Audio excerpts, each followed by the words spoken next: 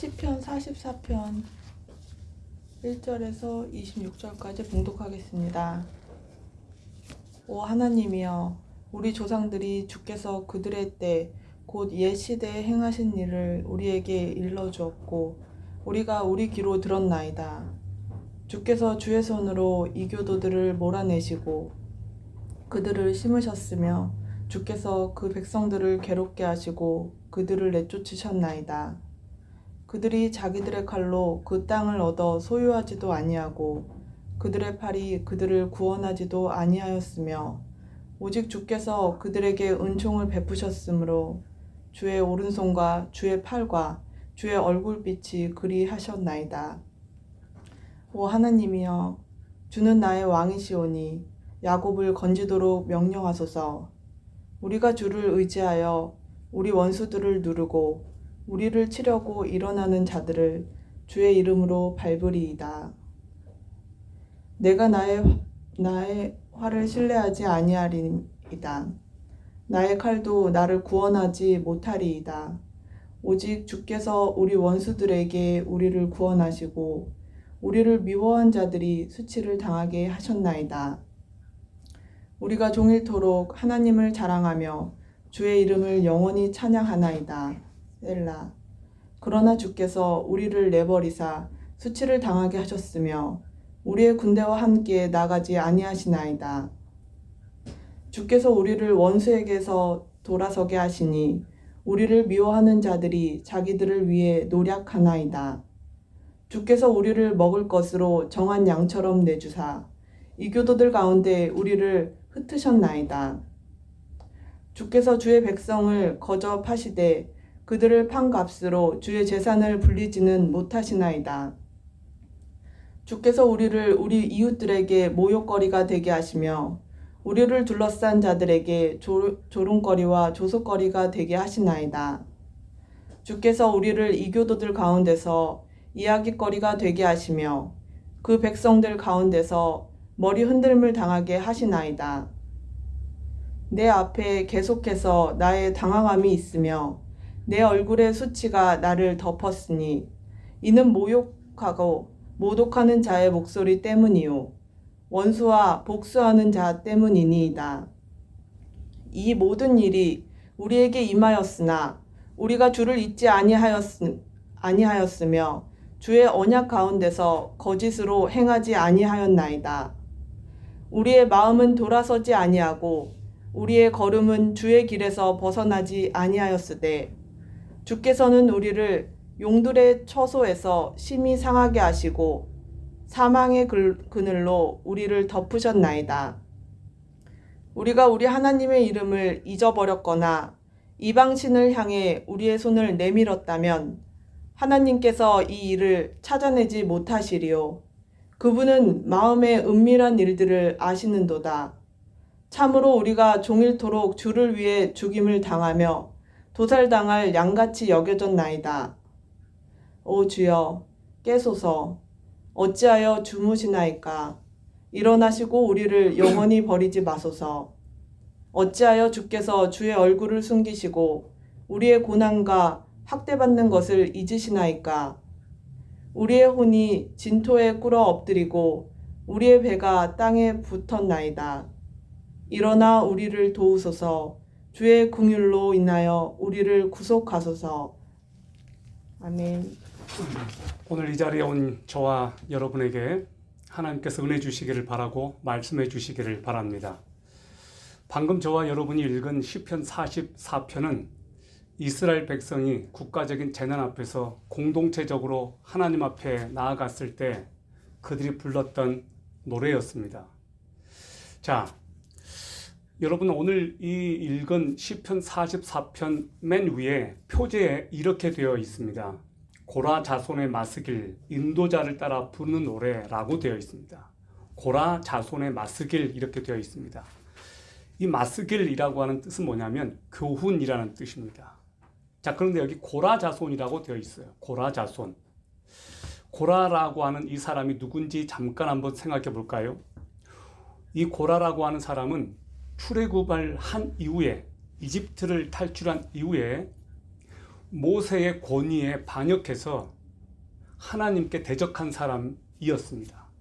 이 고라라고 하는 이 사람은 말 그대로 권위에 대한 반항을, 권위에 대한 반역을 상징하는 그런 불순종의 대명사입니다. 자, 그래서 하나님께서 어떻게 하셨느냐? 이 고라와 고라를 따르는 무리들을 그 즉시 다 즉사시켰는데, 고라는 어떻게 죽었느냐? 땅이 갈라져 가지고 그 땅에 빠져서 죽었습니다. 250명 고라를 따랐던 동의했던 사람들은 하늘에서 불이 내려와서 불살려져서 죽었습니다. 그러니까 하나님께 대한 권위에 반역한다는 것이 얼마나 큰 죄인지를 알겠죠. 자, 그런데 그 후손 중에 약 430년이 지난 이후에 다윗이 성전을 하나님께 바치고 찬양대를 조직했을 때 그 찬양을 인도했던, 요즘으로 말하면 찬양 사역자 중에 한 사람이 바로 이 시편 44편을 작사 작곡한 사람이었습니다. 그래서 고라 자손의 마스길이라고 되어 있습니다. 어떻게 하나님을 반역하고 하나님을 대적했던 사람의 후손 중에 이렇게 위대한 찬양 사역자가 나올 수 있었을까? 이것이 바로 하나님께서 일하시는 방식이에요. 하나님께서는 하나님을 반역한 사람들의 후손 중에서도 긍휼을 베푸셔서 하나님을 찬양하는 도구로 쓰신다는 거예요. 우리도 과거에 하나님을 반역하고 하나님을 떠났고 불순종하는 삶을 살았던 사람들이 아니었습니까? 그런데도 긍휼에 풍성하신 하나님께서 우리들에게 한없는 긍휼과 자비를 베풀어 주셔서 예수 그리스도의 피값으로 말미암아 우리를 구원하셔서 하나님의 자녀가 되게 하셨으니 이 놀라운 은혜가 아니겠습니까? 아멘. 여러분, 오늘 이 고라 자손이 어떻게 하나님을 찬양하고 나아갔는지, 그런데 그가 당한 상황이 국가적인 재난 상황, 전쟁에 패하고 하나님의 응답은 없고 기도에도 어떤 응답도 찾아볼 수 없는 그런 상황에서 어떻게 그가 하나님을 찬양하고 하나님을 의지하고 신뢰했는지, 오늘 코로나19로 인하여 국가적인 재난, 전 지구촌적인 재앙의 이 상황 앞에서 어쩔 줄 모르는 당신의 백성들이 어떻게 하나님께 나아가야 되는지 우리들에게 주시는 말씀을 저와 여러분이 같이 관찰하고 생각하는 시간 되었으면 좋겠습니다. 자, 여러분, 오늘날 이 교회는 잘하든 잘못하든지 간에 세상의 손가락질과 비난을 받고 있습니다. 코로나 사태와 관련해서 교회는 상식적이지 않은 이상한 사람들 취급을 받고 있습니다. 신천지라고 하는 이 집단이 코로나 사태가 더 확산되는데 큰 기여를 했습니다.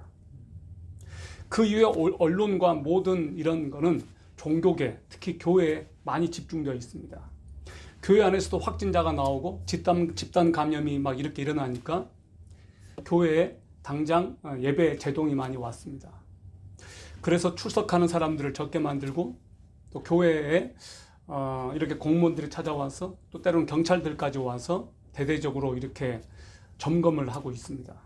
저는 이것이 매우 상식적이라고는 생각을 합니다. 그럼에도 불구하고 한국교회가 이 세상에서 어떤 취급을 받고 있는지 우리가 한번 생각해 보는 시간이 되었으면 좋겠습니다.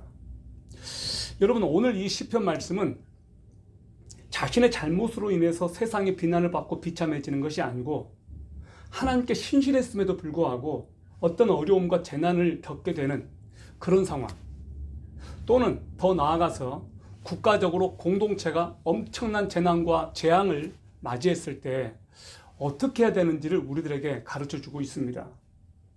이 시편에 얽힌 이 역사, 그리고 오늘 시편 44편은 어떤 배경에서 쓰여졌을까요? 우리같이 이스라엘 역사를 잘 모르는 사람들, 이스라엘 사람들이 아닌 특히 유대 신학, 또 히브리 문화, 히브리 역사에 대해서 잘 모르는 사람들은 이런 말씀을 딱 보았을 때 우리는 어떤 생각부터 딱 하냐면, 이거 가나안에 입성하는 이스라엘 사람들에 해당되는 거겠군, 이렇게 딱 생각을 해요. 그런데 오늘 말씀은 사실은 언제 기록이 되었느냐? 출애굽을 해서 가나안 땅에 딱 들어갔을 때 이방 민족을 정복해야 될 때 그때 일어난 일이 아니에요. 오늘 이 말씀은 자세히 들여다보면 엄청난 전쟁, 엄청난 재난이 일어났던 그 이후에 쓰여진 말씀이에요. 자, 그럼 이것이 언제 쓰여졌을까요? 오늘 이 시편 말씀은 다윗의 작품이 아니에요.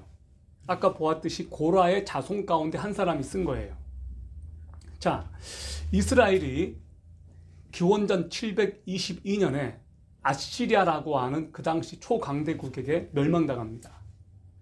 그 다음에 또 반쪽이었던 유다, 남유다는 BC 586년에 바벨론에 의해서 신흥강대국 바벨론에 의해서 처참하게 또 망합니다. 그리고 나서 그 이후부터 계속해서 이스라엘은 독립전쟁을 계속 해왔습니다. 자, 가장 대표적인 독립전쟁이 바로 헬라의 지배를 받고 있었던 AD 167년경입니다.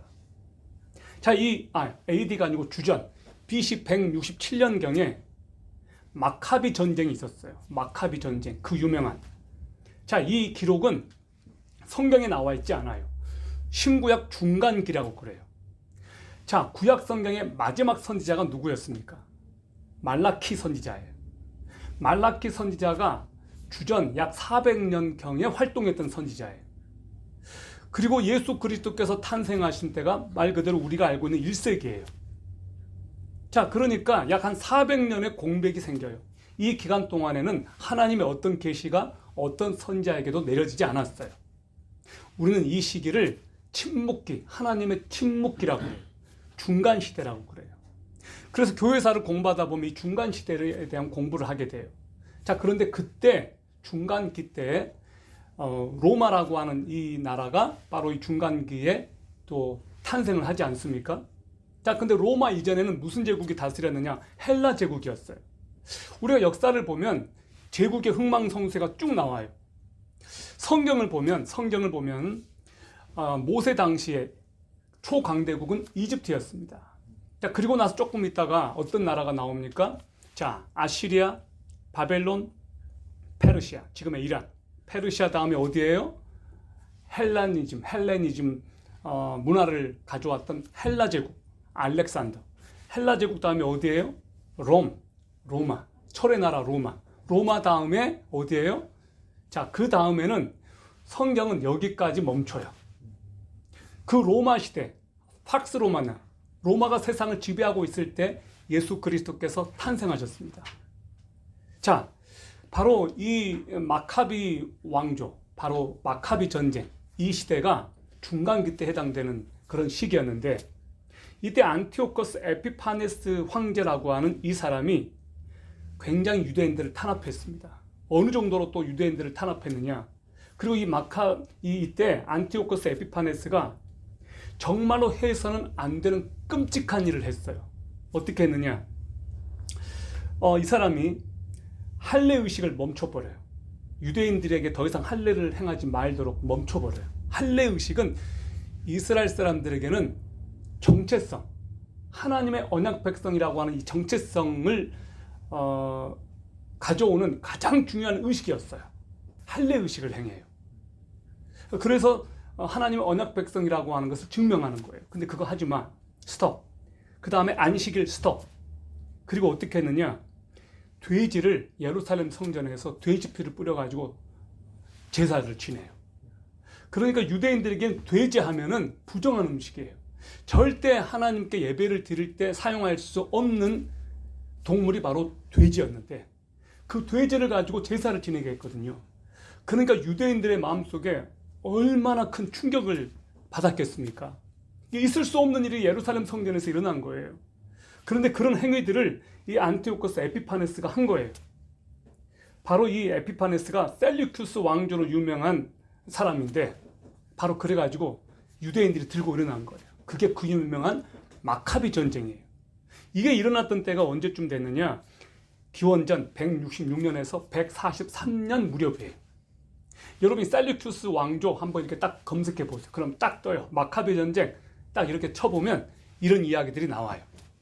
자, 바로 이런 상황에서 어떤 일이 벌어집니까? 조금 더 지나서 어떤 일이 벌어지냐면 AD 70년에 로마의 티토스 장군이 예루살렘 성전에 가서 완전히 예루살렘 성전을 다 허물어 버려요. 예루살렘 그 성벽 돌에 금이 이렇게 있다라고 하는 그런 정보를 이 사람들이 듣고 그 금을 캐려고 성벽 전체를 다 허물어 버려요. 돌들을 다 또 깨버려요. 그래서 예수님께서 말씀하신 그 예언이 성취돼요. 돌 위에 돌 하나도 남지 않게 되겠다. 자, 바로 이 마카비 전쟁은 그 이전에 물론 일어난 일이에요. 그 전쟁이 일어나는 것을 보고 유대인들이 가슴을 치면서 하나님 앞에서 탄식하면서 이 재난 앞에서 하나님은 왜 침묵하십니까? 하나님 우리를 어쩌시려고 이렇게 우리를 돌아보지 않으십니까? 라고 하면서 부르짖는 탄원의 시가 바로 오늘 우리가 읽었던 시편 44편 그 시예요. 그러니까 국가적인 그 재난 앞에서 하나님의 언약 백성으로 선택받은 이 백성이 하나님 앞에서 탄식하며 부르짖고 긍휼과 도움을 구하는데 하나님은 어떤 말씀도 안 하시는 거예요. 이것이 고통인 거예요. 여러분, 자녀들이요 엄청나게 고통을 겪어요. 아이들이 너무너무 힘들어 죽겠는 거예요. 그런데 엄마 아빠 도와주세요, 엄마 아빠 도와줘, 살려줘 했는데도 엄마 아빠가 아무런 응답이 없어요. 그럴 때 그 아이들이 겪게 될 충격 생각해 보셨나요? 바로 그거였어요. 이스라엘 백성들에게는 바로 그거였어요. 여러분, 우리는 이렇게 생생하게 하나님 아버지라고 하는 단어가 예수님을 믿고 난 다음에 우리들에게는 이렇게 들어온 단어이지만 유대인들에게는 하나님 하면 그들에게는 말 그대로 무조건적으로 자기들을 돌봐주고 자기들의 편이고 다른 이방 민족은 하나님이 돌아보시지 않는데 우리만은 특별히 하나님께서 특별하게 돌봐주시는 분, 그 사람들은 그렇게 인식이 되어 있어요. 그래서 그들은 하나님에 대한 경외감과 하나님께 대한 두려움이 늘 있었어요. 그래서 서기관이라고 하는 사람들이 있는데 이 사람들은 성경을 필사하는 사람들이에요. 성경을 이렇게 일일이 글씨를 옮겨 적는 사람들이에요. 근데 그 사람들이 여호와, 야훼 이 말만 딱 나오잖아요. 그러면 그 즉시 어떻게 하냐, 붓을 꺾어요. 그리고 손을 또 씻어요. 와서 또 써요. 거룩하게. 그 정도로 하나님이라고 하는 이 말이 떨어지면 그 사람들 그렇게 벌벌 떨었어요. 그 정도로 하나님이 이들에겐 경외감, 두려움의 대상이었던 거예요. 근데 그 하나님께서 자기들이 재난을 겪고 있는데도 불구하고 응답이 없는 거예요. 그런 고통 속에서 이 시편이 탄생한 겁니다. 여러분, 오늘 우리는 크게 세 가지의 그 기도, 하나 짤막한 그 기도를 통해서 이 말씀을 생각해 보려고 해요. 첫 번째, 주께서 그들에게 은총을 베푸셨으므로. 주께서 그들에게 은총을 베푸셨으므로. 이것은 무슨 말이냐? 마길의 자손이 하나님께서 우리 선조들에게 은혜를 베푸셔서 우리가 이렇게 번성하게 되었습니다 라고 하는 그 고백이에요. 자, 2절 3절을 보시기 바랍니다.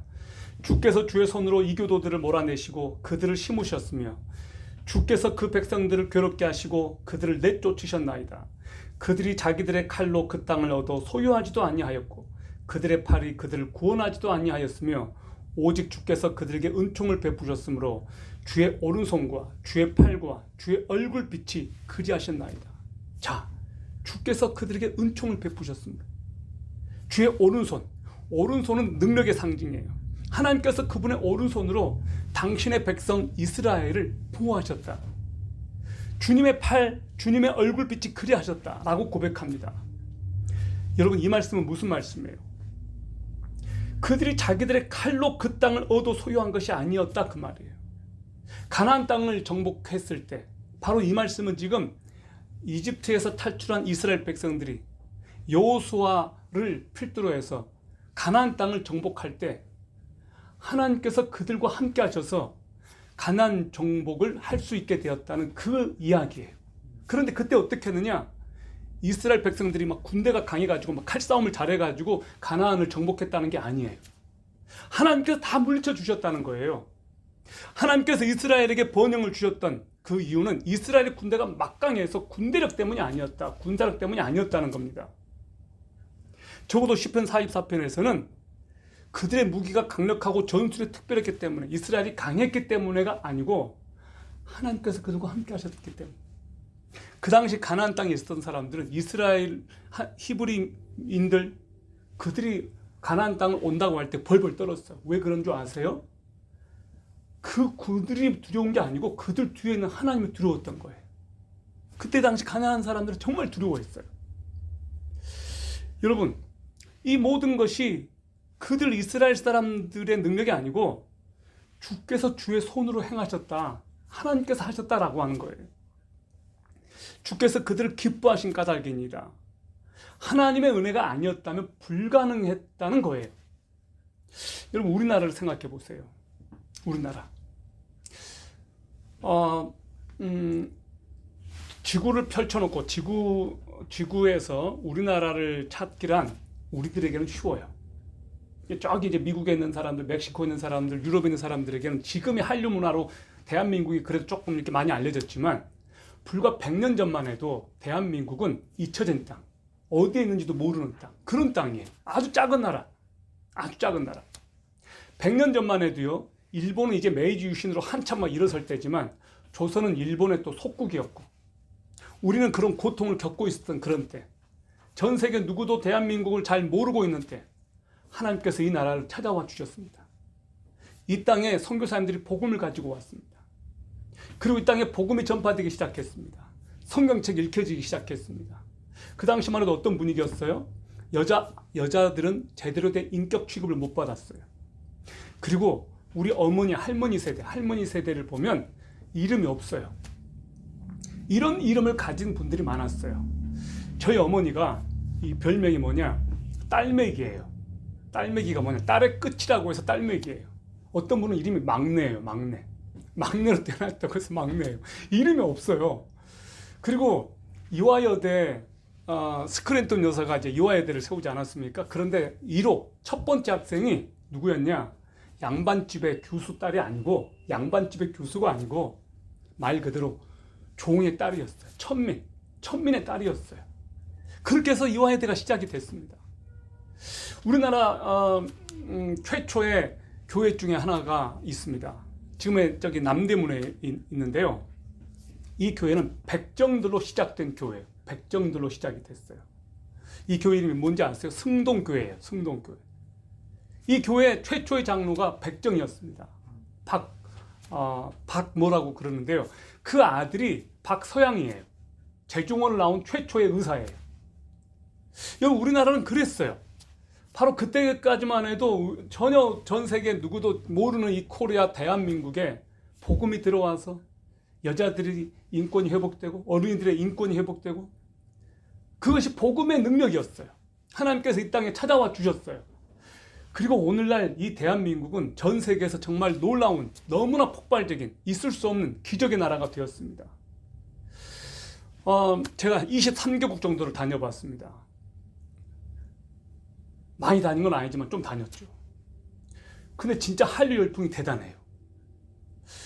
이제 저기 어떤 나라들에서는 한국어가 가장 클래스에서 인기가 높고 경쟁률이 치열한 외국어가 되어버렸어요. 여러분, 이게 놀랍지 않아요? 전에는 생각할 수도 없는 일들이었습니다. 근데 이 나라가 이렇게 부강하게 됐어요. 세계에서 경제적으로 잘 사는 나라로 퍼센티지로 봐볼 때 우리나라가 10번째, 12번째 막 이래요. 여러분, 이건 정말로 놀라운 거예요. 우리나라에 온 외국인들이 한국에 오면 정말로 놀래요. 가장 놀라는 게 지하철 시스템이에요. 그리고 우리나라 병원, 의료, 이건 정말로 잘 되어 있어요. 이 코로나 사태에서 그나마 정말로 대단했던 것이 우리나라의 대단한 의술과 의사 선생님들의 헌신과 병원에서 철저하게 이렇게 잘 준비된 이런 시스템들이 한몫했어요. 저는 이런 상황에서 볼 때 정부의 대처라기보다 정말로 희생적이고 헌신하고 죽어가면서 이 코로나 사태에서 사람들을 치료하기 위해서 나섰던, 대구까지 막 달려갔던 의료진들에게 박수를 보내고 싶어요. 진짜 우리나라 기술은 세계 최고예요. 의료 기술은 세계 최고예요. 여러분, 이 나라가 정말로 우리나라 사람들이 잘해서 이랬을까?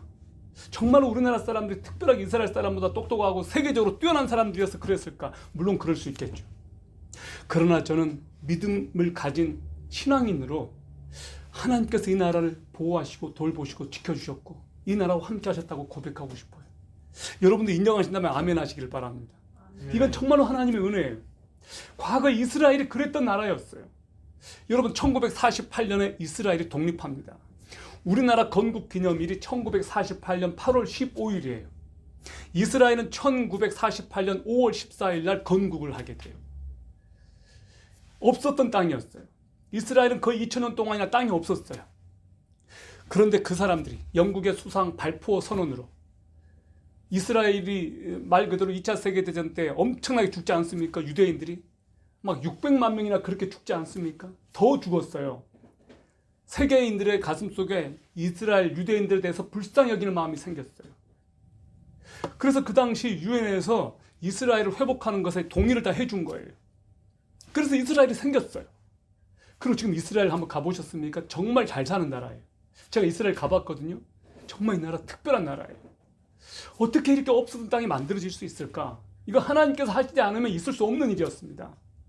1차, 2차, 3차 중동 전쟁이 있었죠. 전쟁이 일어날 때마다 이스라엘의 땅은 더 넓어졌습니다. 어떻게 이것이 가능했을까요? 여러분, 스펄전의 말이에요. 은총의 모든 강들이 흘러나오는 원천이 여기에 제시된다. 최종적인 영광에 대한 우리의 소망은 우리 자신 속에 있는 그 무엇에 달려있는 것이 아니라 만군의 여호와의 주권적이고 거저 베푸시는 은총에 달려있다. 아멘? 만군의 여호와의 그 주권적인 그분의 은총에 달려있다 이 말이에요. 우리가 아무리 뭘 한다고 해도 하나님께서 그분의 손으로 함께하지 아니하시면 아무 일도 일어나지 않아요. 여기 시편 44편을 쓴 이 사람의 고백, 자신이 경험한 구원의 은혜에 대해서 말하면서 우리가 종일토록 하나님을 자랑하였나이다 라고 고백해요. 종일토록 하나님을 자랑하였나이다. 오늘 아침이었습니다. 종일토록 하나님을 자랑하고 싶었습니다. 하나님의 놀라우신 은혜. 오늘 제가 왜 이 설교를 하게 되었느냐, 지난 목요일이었습니다.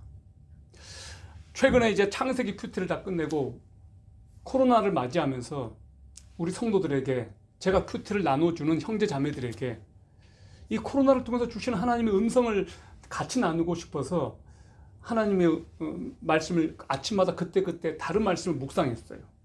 그런데 그날은 무슨 말씀을 묵상해야 될지 결정을 못하고 있었어요. 기도를 했어요. 그때 제가 고성에 가 있었습니다. 방에서 기도를 했어요. 하나님, 제가 오늘 아침에 하나님의 말씀을 사모합니다. 오늘 저에게 주실 말씀을 주세요. 그리고 그 말씀을 제가 형제 자매들에게 나눌 수 있도록 말씀을 달라. 오늘 이 코로나 사태, 그리고 오늘 아침에 제가 드려야 될 음성을 하나님께서 저에게 들려주세요 라고 간절히 그냥 손을 흔들면서 기도를 했어요. 그리고 나서 한 3분인가 지났나요? 제가 존경하는 신학교 2년 선배님이 저랑 그렇게 소통을 안 하다가 그날 저에게 말씀을 하나 보내왔어요. 어떤 말씀을 보내왔느냐? 그 말씀이 바로 오늘 우리가 보았던 시편 44편 말씀인데 그 중에 26절을 보내왔어요. 시편 44편 26절. 일어나 우리를 도우소서, 주의 인자하심으로 말미암아 우리를 구원하소서. 이 말씀이었어요. 딱 그 말씀 하나 보내온 거예요. 제가 기도를 안 하다가 그냥 이 말씀을 보았다면 그냥 패스했을 거예요. 그런데 제가 그날 하나님, 이 코로나 사태에 제가 무슨 말씀을 묵상하기를 원하시는지 하나님께서 저에게 말씀을 주세요 라고 딱 기도를 하고 나서 3분 후에 받은 말씀이어가지고 저는 그냥 확신했어요. 하나님께서 오늘 이 말씀을 주시나 보다. 그래서 이 말씀을 시편 44편을 쭉 묵상하게 되었어요. 그리고 오늘 이 말씀을 제가 여러분하고 오늘 나누게 되었어요. 이 말씀을 읽으면서 이 말씀이 재난 가운데 주신 말씀이었구나. 굉장히 그날 말씀을 통해서 제가 정말로 하나님의 음성을 들은 것 같았어요. 여러분 무엇을 자랑하세요? 이스라엘 백성들이 칼을 자랑하지 않았다고 했어요. 자기들의 힘을 자랑하지 않았다고 했어요. 자기 활을 자랑하지 않았다고 했어요. 근데 세상은 활을 자랑하고 칼을 자랑하고 자기 재능을 자랑해요. 자기 능력을 자랑해요. 조금만 뭘 잘해도 사람들은 자랑해요. 제가 제 또래 부모님들하고 얘기를 좀 나눠보잖아요. 그러면 자식 자랑 많이 해요. 우리 아들이 어디 갔다. 그래서 어떤 카톡방 들어가 보면 제 동기되는 어떤 목사님은요, 자기 아들이 이번에 해군사관학교 들어갔어요. 창교가 됐어요. 그래서 그 아들의 멋진 사진을 올렸더라고요. 보통 이것이 부모님들의 마음이에요. 카톡을 보거나 이렇게 페이북을 보면은 자기 사진이 아니고 자기 아들, 딸 사진을 올려두신 분들이 많아요. 왜 그렇겠어요? 자랑스럽기 때문이에요. 자랑하고 싶은 거예요. 여러분, 저는 하나님께서 여러분을 굉장히 자랑스러워 하신다는 거 아세요? 여러분도 하나님을 자랑스러워 했으면 좋겠습니다. 자랑하다 이게 뭐예요? 프라이드. 영어로 난 너가 정말 자랑스러워. 그거를 이렇게 말해요. I'm proud of you. I'm proud of you. 난 너 정말 자랑스러워. 하나님께서 여러분에게 대해서 말씀하시는 거예요. 난 너 정말 자랑스러워. 우리도 하나님을 자랑스러워 했으면 좋겠어요. 하나님을 기뻐하다, 하나님을 자랑스러워하다, 하나님을 칭찬하다. 그게 뭐예요? Praise the Lord. 그게 찬양하는 거예요. 찬양이 뭐예요? 하나님을 칭찬하는 거예요. 영광을 돌린다. 그 말이 뭐예요? 하나님을 자랑스러워하다. 그게 영광을 돌리는 거예요. 여러분, 이스라엘 백성들이 지금 그런 거예요. 하나님을 자랑하리로다. 얼마나 하나님을 자랑하고 싶겠어요. 하나님께서 자기 민족을 구원하셨거든요. 하나님께서 자기들을 일으켜 주셨거든요. 이 땅 코리아가 하나님을 자랑스러워해야 됩니다. 이 땅 대한민국 사람들이 하나님을 자랑스러워해야 돼요. 왜 그런 줄 아세요? 이 나라는 정말 역사 가운데 없을 뻔한 나라였어요. 우리는 기사회생한 나라 사람들이에요. 유교가 터졌습니다. 낙동강 방어선이 뚫리면 그냥 다 뚫리는 거예요. 그때 맥카터라고 하는 그 UN 구한이 이 나라 살린 거예요. 그 사람도 크리스찬이었어요. 전쟁 터졌을 때요. 일주일 만에 미군이 왔습니다. 그때 당시 미군이 오지 않았다면 이 나라 없었을 겁니다. 그거 승인해 준 사람이 그 당시 트루먼 대통령이었어요. 그 트루먼 대통령에게 편지를 쓴 사람, 그 당시 편지가 아니고 전보를 보냈죠. 빌리그리암 목사님이었어요. 대한민국에는 하나님을 믿는 사람들이 많다. 그 땅을 공산당에게 줘서는 절대 안 된다. 그렇게 전보를 썼어요. 그게 바로 그 당시 일어났던 일이에요. 한국엔 특별히 기도하는 하나님의 사람들이 많다. 그것이 빌리그리암이 실제 썼던 말이었어요. 그 빌리그리암 전기에도 나와요. 여러분, 그러니까 우리가 하나님을 자랑하지 않을 수가 없습니다. 이 나라는 정말로 특별한 나라거든요. 여러분은 칼과 창을, 활을 자랑하지 않기를 바라고 하나님을 자랑했으면 좋겠어요. 아멘? 마음껏 하나님을 자랑했으면 좋겠어요. 자, 여기까지는 좋아요. 여기까지는 아무 문제가 없어요. 여기까지는 하나님께서 이스라엘을 축복하신 이야기거든요. 번성하게 하신 이야기. 그런데 9절부터가 문제예요. 9절부터가 엄청난 재난, 그 이야기가 나오거든요. 자, 우리가 하나님께서 승리를 주신 그 경험을 우리가 붙잡고 감사하지만, 하나님을 찬송하고 감사하지만, 재난이 닥치고 어려움이 닥치고 환난이 닥쳤을 때 그때도 여전히 하나님을 찬양할 수 있을까요? 잘 나갈 때는 프레이즈 더 로드, 하나님을 마음껏 노래하고 찬양하지만, 자랑하지만, 진짜로 우리들에게 재난이 닥쳤을 때 그때도 하나님을 찬양할 수 있을까요? 그때도 전적으로 하나님을 신뢰할 수 있을까요? 오늘 두 번째 우리가 볼 말씀은 주께서 우리를 우리 이웃들에게 모욕거리가 되게 하시며, 시편 44편 13절 말씀입니다. 9절부터 22절까지 보면 하나님의 낯선 은혜라고 할 수 있을 정도로 어떻게 하나님께서 자기 백성들의 편에서 싸워주셨고 이기게 해주셨는데 이제는 왜 하나님께서 우리를 돌봐주시지 않는가? 이해할 수 없는 거예요. 자, 여기 10절에서 14절까지 보겠습니다. 주께서 우리를 원수들에게서 돌아서게 하시니 우리를 미워하는 자들이 자기들을 위해 노력하나이다. 주께서 우리를 먹을 것으로 정한 양처럼 내주시고 이교도들 가운데 우리를 흩으셨나이다. 주께서 주의 백성을 거저 파시되 그들을 판값으로 주의 재산을 불리지는 못하시나이다. 주께서 우리를 우리 이웃들에게 모욕거리가 되게 하시며 우리를 둘러싼 자들에게 조롱거리와 조속거리가 되게 하시나이다. 주께서 우리를 이교도들 가운데서 이야기거리가 되게 하시며 그 백성들 가운데 머리 흔들림을 당하게 하시나이다. 자, 보세요. 머리를 흔드는 그런 존재가 돼버린 거예요. 참담한 일들이 우리들에게 일어나요. 지금 우리에게 일어나고 있어요. 우리 교회에 일어나고 있어요. 우리는 지금 사실상 굉장히 심각한 압박을 당하고 있어요. 성도들이 실제로 압박을 당하고 있어요. 우리가 우리 마음대로 어떻게 할 수 없는 상황들이 전개되고 있습니다. 여러분, 지금 우리나라가 처한 상황은 매우 심각합니다. 자유민주주의, 시장 경제 체제, 이 체제가 매우 흔들리고 있습니다. 주께서 우리 이웃들에게 모욕거리가 되게 하시며, 이 말씀이 있습니다. 22절을 이런 고백이 나오죠. 우리가 종일토록 주를 위해 죽임을 당하며 도살당할 양같이 여겨졌나이다. 우리가 주를 위해 죽임을 당하며 도살당할 양같이 여겨졌나이다. 이스라엘 백성들이 그랬다는 거예요. 이스라엘 백성들이 도살장에 끌려가는 그 양들처럼 취급을 받았어요. 난도질 당하고 죽고, 아기를 뵌 어머니들도 그렇게 죽였어요. 그렇게 죽어갔어요, 이스라엘 사람들이. 그 얘기를 하는 거예요. 여러분, 이런 상황에서 우리가 무슨 고백을 할 수 있을까요?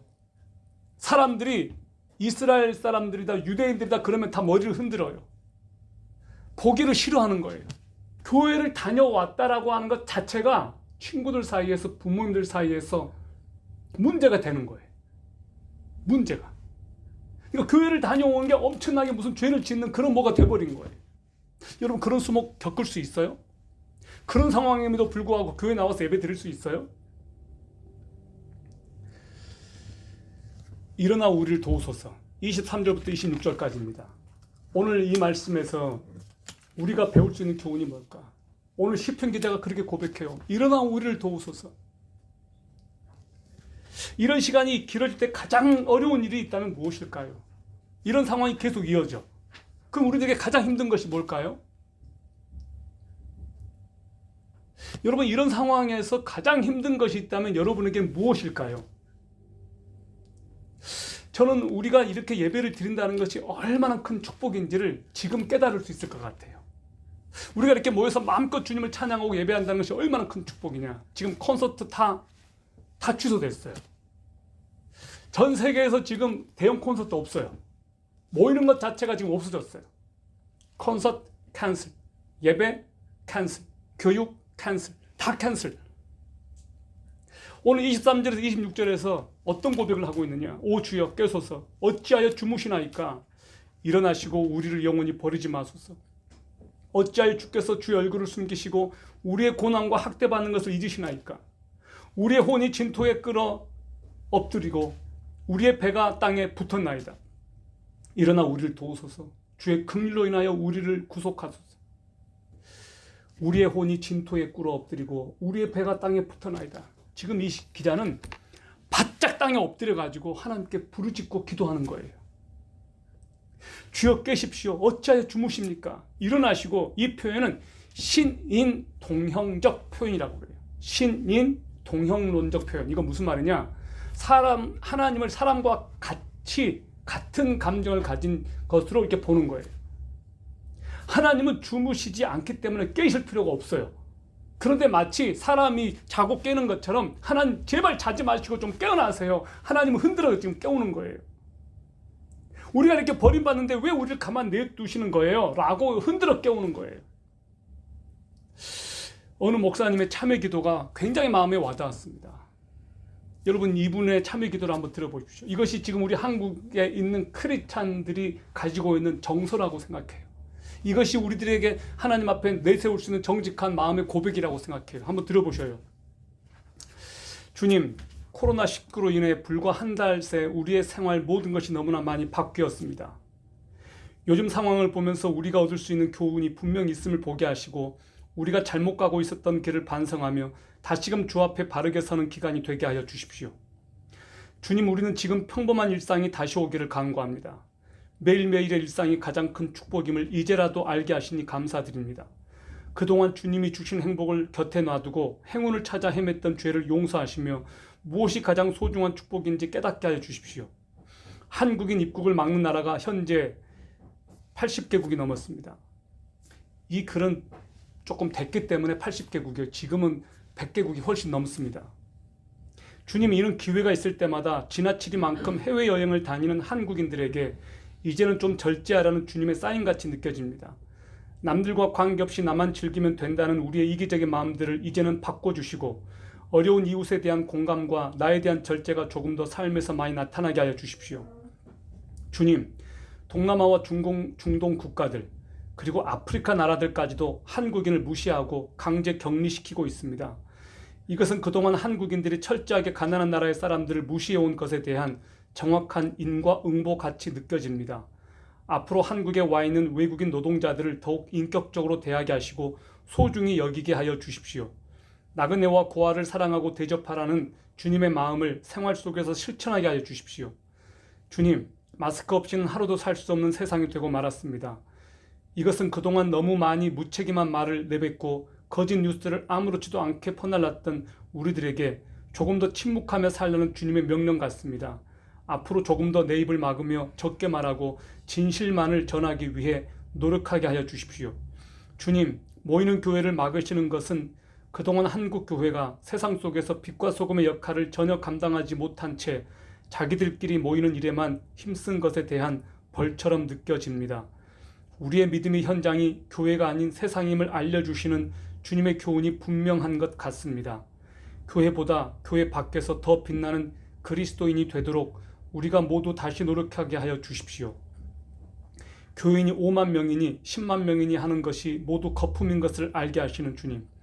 하루아침에 예배당의 교인들은 없어질 수 있음을 깨닫게 하시니 감사합니다. 목사의 관심이 교인의 수에만 있고 교회의 자랑이 그 크기에만 있었다면 이제 그 마음을 돌이켜 우리의 참된 자랑이 무엇인지를 생각하게 하여 주십시오. 나의 자랑이 천박한 교회 크기가 되지 않게 하시고 내 기도의 간구가 경쟁에서의 승리가 되지 않게 하여 주십시오. 오직 존귀한 그리스도 예수만이 우리의 자랑이 되게 하여 주십시오.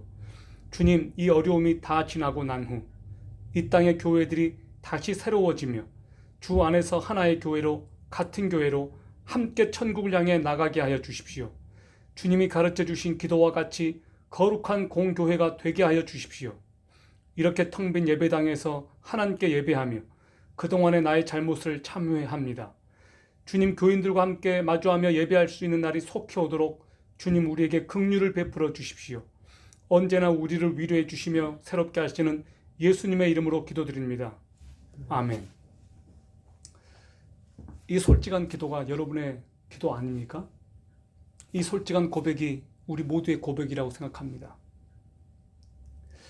사랑하는 여러분, 성도가 마지막에 결정적으로 붙잡을 수 있는 마지막 근거가 무엇일까요? 마지막 그것을 붙잡고 우리가 일어서서 소망 가운데 전진할 수 있도록 만드는 것이 무엇일까요? 하나님의 말 아니겠습니까? 하나님의 약속 아닐까요? 엄마가 내가 꼭 돌아올게. 동생 잘 돌보고 있어. 그럼 형은 동생을 잘 돌봐요. 왜 그럴까요? 사랑하는 엄마가 나에게 해준 말이기 때문에. 다시 돌아올 거라고 하는 그 말을 믿기 때문에 그거예요. 하나님께서 이스라엘 백성들에게 약속하신 그 약속의 말씀이 오늘 이 시대 저와 여러분에게 주신 말씀이라고 생각합니다. 하나님의 약속은 하나님과 전혀 모르는 이 세상에 있는 사람들에게 주신 말씀이 아니고 저와 여러분에게 주신 말씀이에요. 한국의 상황과 수천 년 전에, 천년 전에, 2000년 전에 있었던 이스라엘 상황이 같지 않아요. 그러나 그 본질은 같다고 생각해요. 그 약속의 말씀을 오늘 당신의 백성들에게 하나님께서는 지금도 2000년 전에 이스라엘에서 일어난 이 유대인들에게 일어난 그것을 통해서 우리들에게도 가르쳐 주시는 거예요. 이제 이 위대한 결론을 생각하면서 사도 바울이 고난당하는 당시 로마에 있는 성도들에게 주신 말씀을 나누고 끝을 맺겠습니다. 로마서 8장 35절에서 39절 말씀입니다. 누가 우리를 그리스도의 사랑에서 끊으리요?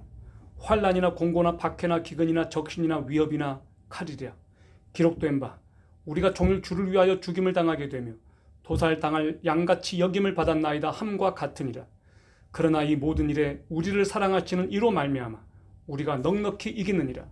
내가 확신하노니 사망이나 생명이나 천사들이나 권세자들이나 현재 일이나 장래 일이나 능력이나 높음이나 깊음이나 다른 어떤 피조물이라도 우리를 우리 주 그리스도 예수 안에 있는 하나님의 사랑에서 끊을 수 없으리라. 아멘. 이 약속의 말씀을 믿으십시오. 여러분, 오늘 이 시편 44편 말씀을 통해 우리가 어떤 어려움을 당할지라도 어떤 재난과 고난 가운데 있다 할지라도 하나님을 믿고 신뢰하는 마음이 변치 않고 하나님의 가르침에서 변치 않기를 바랍니다. 날마다 아무리 견디고 힘들기 어려운 고통과 순환을 겪는다 할지라도 결코 하나님의 이름을 잊지 않기를 바랍니다. 여러분들 안에 있는 믿음이 이런 상황 속에서 나가 떨어지지 않기를 바라고